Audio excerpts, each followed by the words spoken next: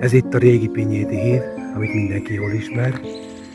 Ezzel szemben indul ez a kis erdei út. Ettől 300 méterre feküdt a vadaskert, amit elmosott 1965-ben az árvíz, és úgy tűnik, hogy semmi nem maradt utána.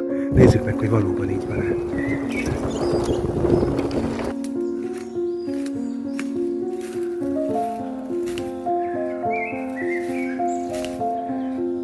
Ez a mohával benőtt néhány kődarab, egészen biztos, hogy a vadaskertből maradt.